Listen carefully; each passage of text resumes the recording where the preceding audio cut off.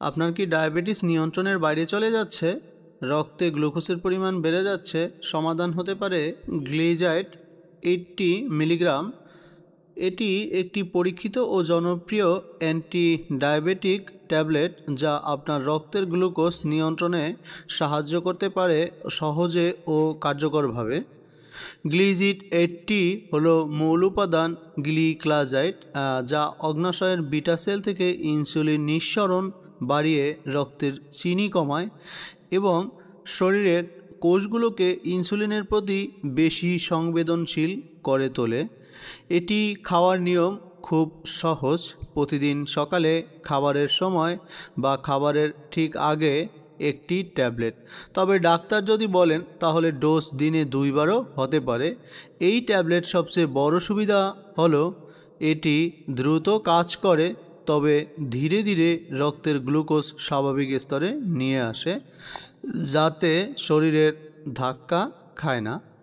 কিন্তু খালি পেটে খেলে হাইপোগ্লাইসিমিয়া হতে পারে, যার লক্ষণ হচ্ছে মাথা ঘোরা, ঘাম হওয়া, দুর্বল লাগা, হাত পা কাঁপা, এমনকি অজ্ঞান হয়ে যাওয়া পর্যন্ত। তাই গ্লিক্লাজাইড খাওয়ার পর অবশ্যই খাবার খেতে হবে। যাদের লিভার, কিডনি বা হার্টের সমস্যা আছে বা গর্ভবতী নারী, তাদের অবশ্যই চিকিৎসকের পরামর্শ ছাড়া গ্লিজাইড খাওয়া উচিত নয়। আর অ্যালকোহল তো একেবারেই নিষেধ। এটা রক্তের শর্করার হার বাড়িয়ে বিপজ্জনক করে তুলতে পারে। গ্লিজাইড খাওয়ার সময় নিয়মিত রক্তে সুগার লেভেল ও HbA1c পরীক্ষা করাতে ভুলবেন না। চিকিৎসকের নির্দেশ ছাড়া কখনো নিজে নিজে এই ওষুধ বন্ধ করবেন না বা ডোজ কমাবেন না। মনে রাখবেন, গ্লিজাইড একটি সহায়ক, কিন্তু সঠিক ডায়েট, ব্যায়াম আর জীবনযাপন ছাড়া এটি একা সফল হতে পারবে না। ডায়াবেটিস থাকবে নিয়ন্ত্রণে, জীবন হোক সুস্থ ও আনন্দময়। গ্লিজাইড 80 নিয়মিত খেলে, সঠিকভাবে খেলে আপনি এই লক্ষ্য অর্জন করতে পারবেন।